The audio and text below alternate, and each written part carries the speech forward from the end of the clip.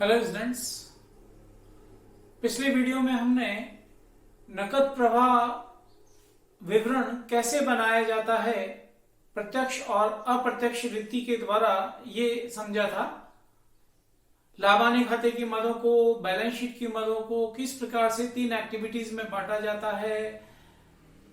Cash from operations, cash from investing activities and cash from financing activities कैसे ज्ञात किया जाता है, ये हमने बहुत विस्तार से समझा था। आज हम एक व्यवहारिक प्रश्न, न्यूमेरिकल क्वेश्चन लेकर कैश प्रवाह विवरण में कैसे वैल्यूज की कैलकुलेशन करके लेके आते हैं और कैसे cash flow statement closing balance of cash तक पहुंचता है, इसको हम एक व्यवहारिक सवाल की सहायता से, न्यूमेरिकल क्वेश्चन की सहायता से समझते हैं। एक प्रश्न है अपने पास में, एक बैलेंस शीट दे रखी है जिसमें दो अवधियों की सूचना है।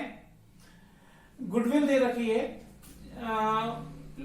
प्लांट एंड मशीनरी दे रखा है, stock, debtors, cash, prepaid expenses, share issue expenses, underwriting commission. तो पहला काम ये कीजिए कि जब एसेट्स आपको दे रखे हैं तो दिमाग में ये चलने दीजिए कि फाइनेंसिंग एक्टिविटी या इन्वेस्टिंग एक्टिविटी या ऑपरेटिंग एक्टिविटी। तो बैलेंस शीट की जब आप एसेट साइड पढ़ रहे हैं तो ये इन्वेस्टिंग एक्टिविटी से संबंधित बातें यहाँ पर हैं।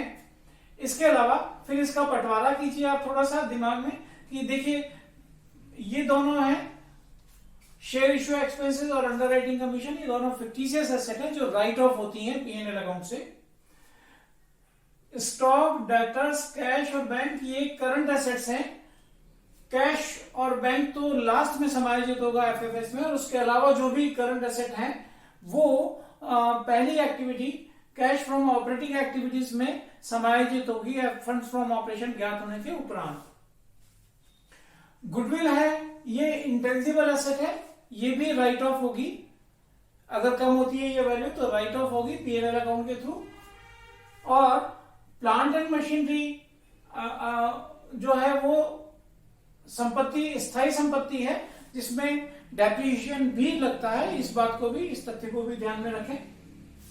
ऐसे ही लायबिलिटी साइड को देखें आप, तो लायबिलिटी साइड से हमें क्या पता चलेगा कि फाइनेंसिंग एक्टिविटी में कैश का आवागमन कैसे हुआ है।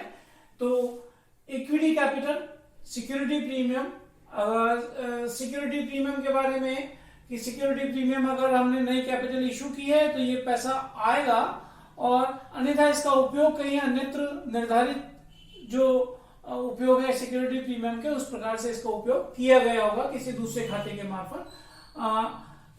फिर एक महत्वपूर्ण खाता दे रखा है रिजर्व एंड सरप्लस, और इस बैलेंस शीट में पीएनएल अकाउंट नहीं है कहीं पर भी। इसका मतलब हुआ कि लाभ जो भी कमाया गया वर्ष के दौरान तो पीएनएल एप्रोप्रिएशन अकाउंट से वो सीधा ट्रांसफर कर दिया गया रिजर्व एंड सरप्लस अकाउंट में।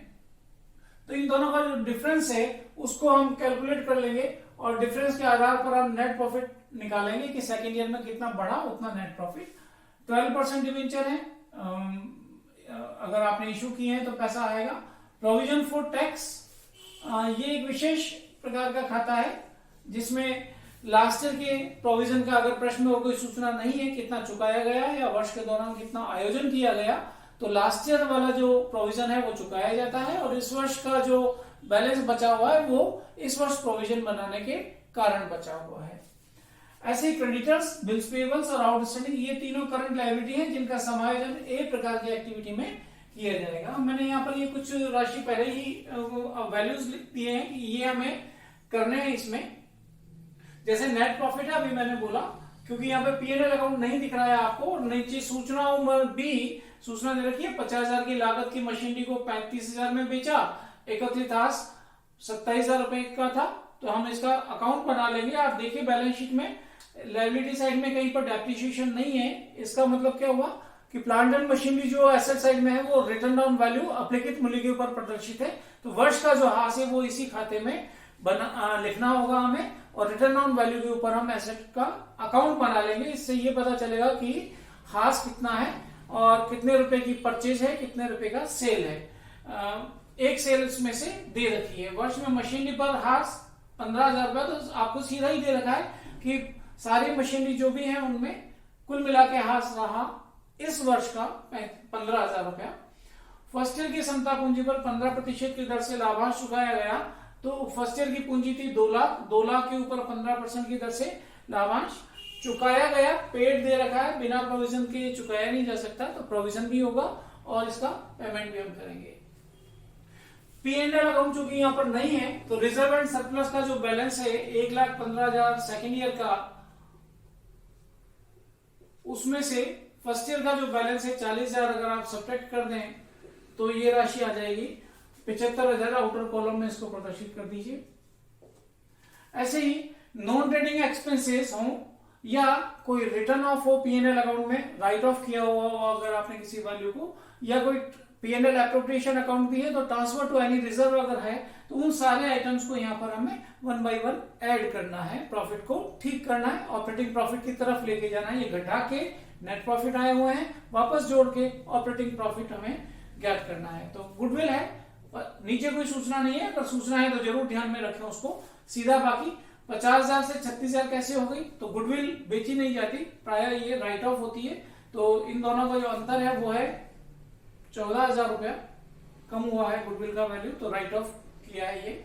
ऐसे ही इनका अकाउंट बनेगा। ये सारी करंट एसेट्स हैं। Share issue expenses, fictitious asset या मिसलेनियस एक्सपेंसेस जो बैलेंस शीट में एसेट साइड में, क्योंकि पूर्व में लाभ पर्याप्त नहीं थे, इनको एप्लीकेट नहीं किया जा चुका था, परंतु अब देखिए 5,000 जो कि अब सेकेंड ईयर में शून्य हो गया, यानी एप्लीकेट किया गया, राइट ऑफ किया गया 5,000 रुपए को, तो ये 5,000 यहां पर आ जाएगा। ऐसे ही अंडरराइटिंग कमीशन है, वो भी कम हो गया है 4,000 रुपए से, ये भी राइट ऑफ है।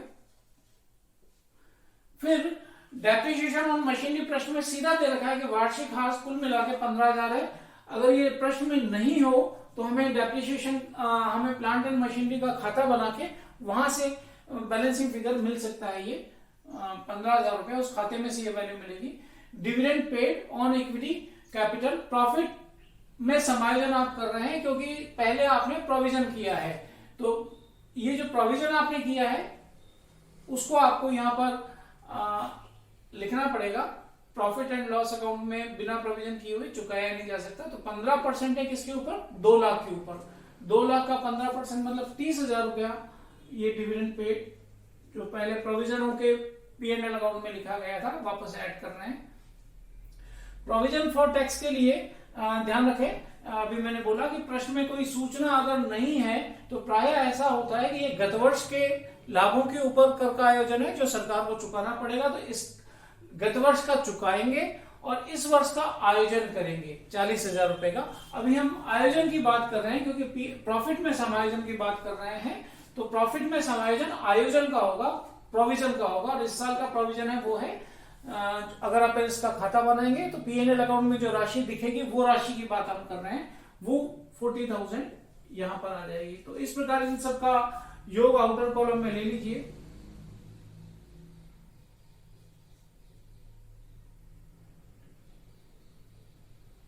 एक 1,08,000 और इसको उस 75,000 के साथ में ऐड कर दीजिए, तो 1,83,000 रुपए हो गया ये। फिर नॉन ट्रेडिंग अगर कोई रिसिप्ट है तो उसको घटा देंगे, और प्रश्न में तो नहीं दे रखी यहाँ पे सीधा, लेकिन profit on sale of machine चूंकि बेचा है तो इस पे बेचने पर जो लाभ हुआ है वो यहाँ पर प्रदर्शित होगा। इस 15% की सूचना का उपयोग हमने कर लिया, और मशीनरी पे हास 15,000 रुपए, इसको हम याद रखेंगे। अभी खाता बना लेते हैं प्लांट एंड मशीनरी का। प्लांट एंड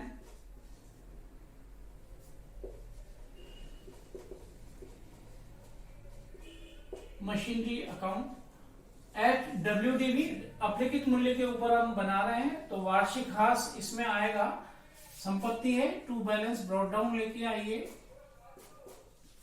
ये दे रखी है 1,20,000, 2-3 लाइनें छोड़ के बाई बैलेंस सीडी है 2,40,000 रुपया। प्रश्न में कह रखा है कि 50,000 की लागत की एक मशीनरी को 35,000 रुपए में बेचा और एकत्रित हास था 27,000 रुपया। लागत थी 50,000, हाथ था 27,000, इसका मतलब जो इस मशीन का जो WDV रहा इन दोनों का अंतर वो था 23,000। 23,000 की रिटर्न ऑन वैल्यू की मशीन को बेचा है 35,000 रुपए में, तो प्रॉफिट हुआ है इन दोनों के अंतर के बराबर, यानी कि 12,000 रुपए का। ये 12,000 का प्रॉफिट ही यहां पर लिखना है, पर अब एक बार हम खाता बनाना चालू किया है तो बना लेते हैं इसको। बाई सेल बाई बैंक, पैसा आएगा कितना रुपया, 35,000 रुपए में बेचा है तो पैसा आएगा 35,000 रुपया। एसेट है और पैसा आ रहा है, इसका मतलब इन्वेस्टिंग एक्टिविटी में इसका फर्क पड़ेगा, जैसे आप बैंक लिखते हैं, ये बात ध्यान रखिए। फिर इसके WDV पहले पूरा करना है 35,000 और WDV इसका 23,000, तो पहले इधर लिखिए टू P&L अकाउंट। बेची गई मशीन के ऊपर लाभ है 12,000 रुपया, तो ध्यान से देखिए 35,000 रुपए क्रेडिट पक्ष में है और 12,000 रुपए डेबिट पक्ष में है, तो इन दोनों का नेट करें तो 23,000 रुपए है रिटर्न ऑन वैल्यू, वो यहाँ पर क्रेडिट साइड में नेट अमाउंट है। रिटर्न ऑन वैल्यू की संपत्ति को बेचने पर रिटर्न ऑन वैल्यू ही आ जाना चाहिए, तो ये आ रहा है। तो वार्षिकांश, चूंकि WDV में बनाना है तो वार्षिकांश यहीं पर आएगा P&L अकाउंट के नाम से। एनुअल डेप्रिसिएशन है ये, और ये प्रश्न में दे रखा था, हमने अभी लिखा है annual depreciation on machinery. Second information जो थी वो 15,000 रुपए की थी, वो यहां पर भी प्रदर्शित है डेप्रिसिएशन। तो इस खाते का जब हम योग मिलाएं तो क्रेडिट पक्ष ज्यादा है, 2,90,000 का है, 290, और इधर भी अगर अपन 2,90,000 के योग से बैलेंसिंग फिगर निकाले हैं तो 12,000 और 1,20,000, 2, 8, 1 और 1, 2, 4, 5, 1,58,000 का बैलेंसिंग फिगर है। तो ये क्या चीज है, इस खाते में बैलेंस कैसे बचेगा, तो परचेज किया है आपने ड्यूरिंग द ईयर मशीनरी को, मशीनरी को बेचा भी था, मशीनरी को परचेज भी किया है 1,58,000 रुपए को। तो जब आप एसेट है, तो जब आप इन्वेस्टिंग एक्टिविटी करेंगे तो उस समय इन बातों को भी ध्यान में रखना पड़ेगा। फिलहाल हम इसको कंप्लीट करते हैं। प्रॉफिट ऑन सेल वो था 12,000 रुपया, घटाना है तो चाहे तो आप ब्रैकेट में प्रदर्शित कीजिए 12,000 को, चाहे माइनस का चिन्ह लगा के लिखिए, मैंने ब्रैकेट लगा दिया है। तो ये adjusted profit before change in working capital आ जाएगा। यही वो ऑपरेटिंग प्रॉफिट है या फंड्स फ्रॉम ऑपरेशन है जो हम फंड फ्लो एनालिसिस में ज्ञात करते थे। तो इन दोनों का डिफरेंस अगर अपन कर लें तो ये 171,000। इसके बाद में आपको और समायोजन करने हैं, जिसमें कि सबसे पहले जो वर्किंग कैपिटल से रिलेटेड समायोजन है वो अपने को करने हैं। तो ऐड वाले आइटम्स अगर अपन एक साथ ले लें तो यहां पर आप ऐड में क्या क्या करेंगे, इंक्रीज, हम करंट एसेट पहले ले लेंगे, तो decrease in current asset and increase in current liability.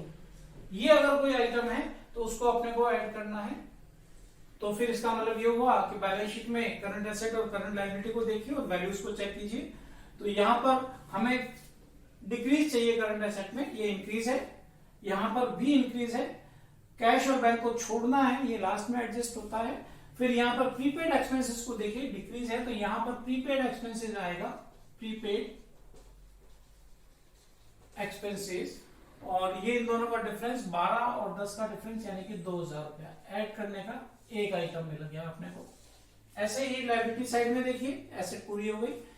Liability side में ये तीनों करंट लायबिलिटी हैं। तो इंक्रीज कहां पर हुआ है, तो यहाँ क्रेडिटर में भी हुआ है और आउटस्टैंडिंग एक्सपेंसेस में भी हुआ है, तो ये दोनों यहां पर आएंगे। क्रेडिटर्स की जो वैल्यू है वो इन दोनों के अंतर के बराबर 25 और 15 40,000 रुपया इंक्रीज हुआ है। ऐसे ही आउटस्टैंडिंग जो एक्सपेंसेस हैं वो 17,000 रुपए से इंक्रीज हुए हैं, तो इन तीनों को ऐड करना है अपने को। 54,000 को ऐड कर दें तो ये जो वैल्यू होगा वो 2,25,000 होगा।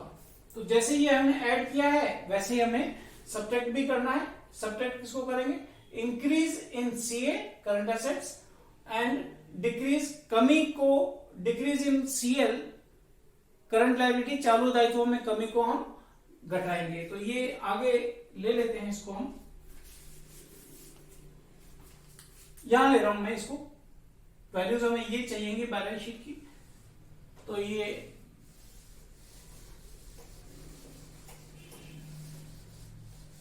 2,25,000 रुपया जो ये वैल्यू नीचे आया था वो वापस लिख रहा हूं, 2,25,000 रुपया। और इसमें हम समायोजन कर रहे हैं किसके?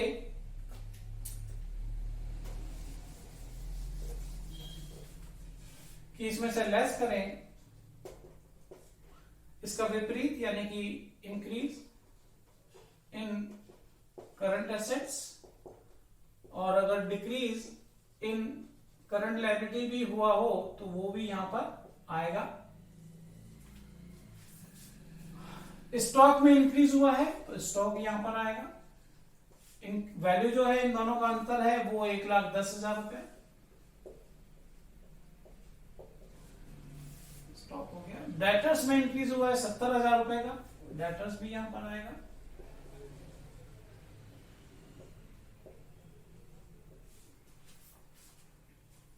और प्रीपेड एक्सपेंसेस डिक्रीज हुआ था तो वो हमने उधर ले लिया। यहां पर देखिए हमें चाहिए डिक्रीज इन करंट लायबिलिटी, तो डिक्रीज यहां पर हुआ है बिल्स पेबल्स में। तो बिल्स पेबल की राशि में डिक्रीज हुआ है बाई ₹3,000, ये 3,000 रुपए यहां पर आएगा। तो इस 3,000 को यहां पर लिखेंगे तो ये टोटल कर लीजिए 183,000। घटाना है, ब्रैकेट लगा रहा हूं मैं, इसको सब्ट्रैक्ट कीजिए 2,25,000 में से, तो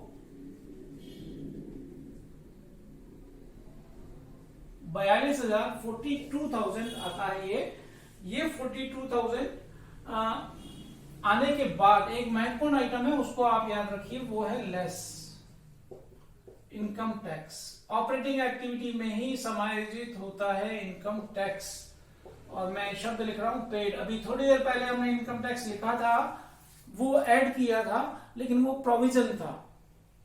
ये है income tax paid. During the year कितना चुकाया गया? लास्ट ईयर का इनकम टैक्स का जो प्रोविजन था वो इस वर्ष चुका दिया गया। नीचे कोई सूचना में नहीं है कितना चुकाया गया, तो यहां से आप निकालेंगे 30,000 पेड, और शेष बचेगा वो 12,000 रुपया। ये है ए, कैश फ्रॉम ऑपरेटिंग एक्टिविटी यहां पर आके कंप्लीट होती है। ये ऑपरेटिंग एक्टिविटी से नकद रोकड़ की गणना इस प्रकार से हो गई। इन मदों के कारण रोकड़ पे प्रभाव पड़ा, और इस प्रकार से जो व्यवसाय के पास में कैश आया है ऑपरेटिंग एक्टिविटी से, वो आया 12,000 रुपया। ऐसे ही बी पार्ट लीजिए आप, ए पार्ट कंप्लीट हो गया। B part, cash from investing activities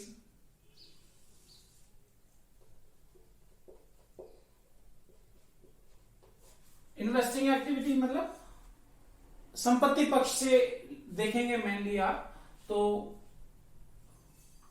एक तो आपको दिख रहा है कि पैसा आया है, यहां पर बैंक दिख रहा है, प्लांट एंड मशीनरी, तो मशीनरी सोल्ड,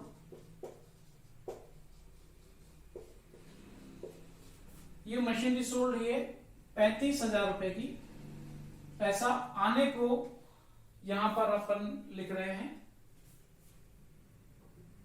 और इसी में पैसा अगर गया है तो ये तो ऐड हो रहा है, और अगर कोई पैसा संपत्तियों में विनियोजित हुआ है, गया है, तो वो सब्ट्रैक्ट होगा। जैसे कि ये रहा परचेज ऑफ मशीनरी,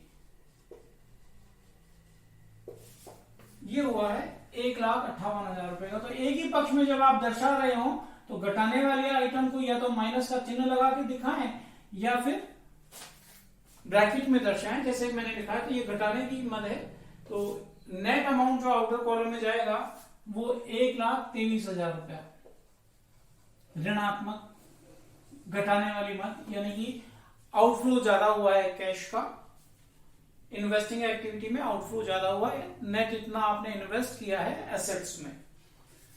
इसको 12,000 रुपए के साथ में अल्टीमेटली जोड़ेंगे। फिलहाल ये बी एक्टिविटी पूरी हो गई।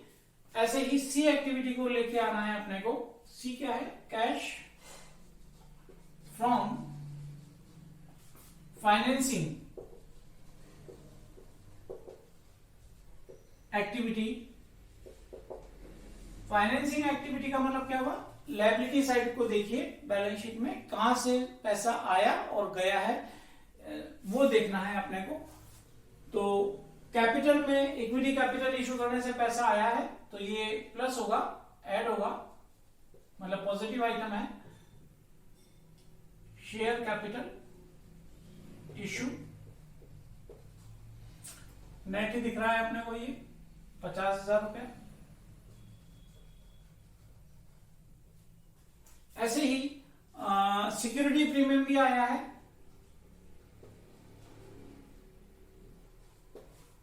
₹10,000। फिर 12% डिबेंचर इशू किए हैं,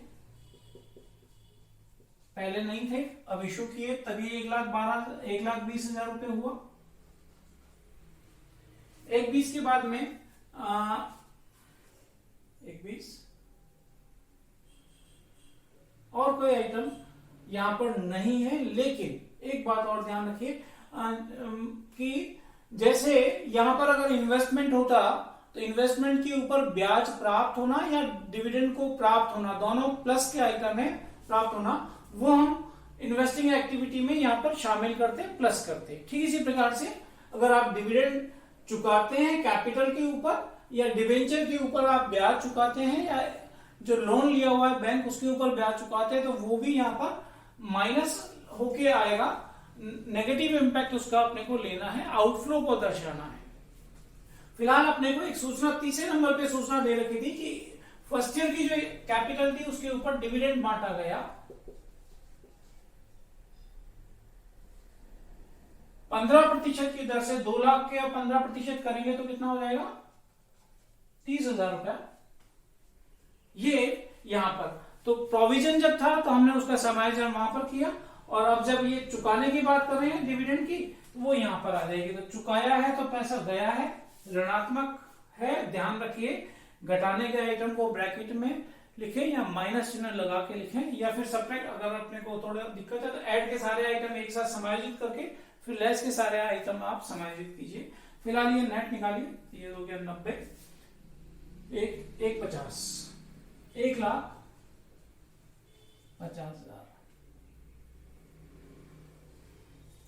ये क्या आ गया? सी। जैसे ये बी था, ये हो गया सी। बी मतलब इन्वेस्टिंग एक्टिविटी से कैश, जो कि ब्रैकेट में है, इसका मतलब आउटफ्लो ज्यादा है। ये ब्रैकेट में नहीं है, इसका मतलब ये हुआ कि फाइनेंसिंग एक्टिविटी से कैश इनफ्लो हुआ है इतना रुपया। अब अपने को इन तीनों का योग करना है, ए प्लस बी प्लस सी।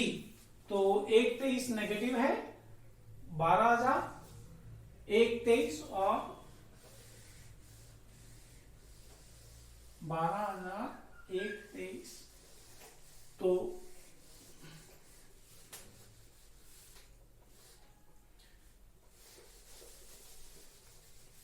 ए प्लस बी प्लस ए प्लस बी प्लस सी आप कर ले तो ये नेट कैश इनफ्लो या आउटफ्लो, अगर पॉजिटिव है तो इनफ्लो हुआ और अगर नेगेटिव है तो आउटफ्लो हुआ, नेट कैश हुआ इन तीनों का योग तो 150, तो 27 तो ये, और 27 और 12 हो गया आपका 39,000। नेट कैश ए प्लस बी प्लस सी, इसमें आप opening balance of cash and bank को ऐड कर दीजिए जो बैलेंस शीट से लेके आए। ध्यान रहे कि इस आइटम को हमने करंट एसेट की तरह समायोजित ऑपरेटिंग एक्टिविटी में नहीं किया है। ये ओपनिंग बैलेंस है 13,000, इसको आप ऐड कर दें तो ये बचता है 52,000।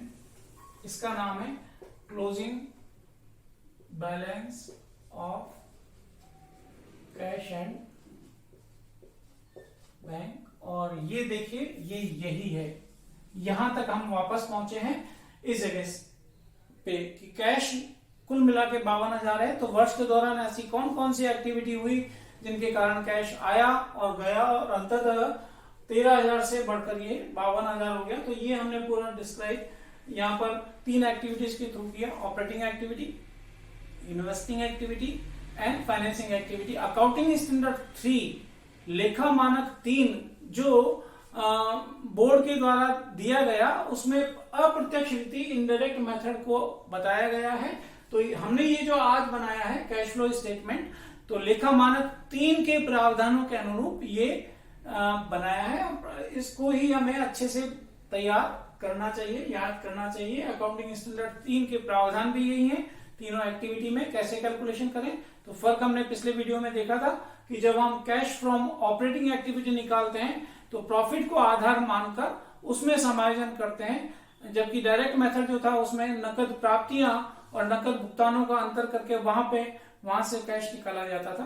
परंतु यहाँ पर हम P&L अकाउंट से समायोजित करते हुए ही cash from operating activity calculate करते हैं, क्योंकि अकाउंट लेखा मानक 3 में अकाउंटिंग स्टैंडर्ड 3 में यही वर्णित है। धन्यवाद।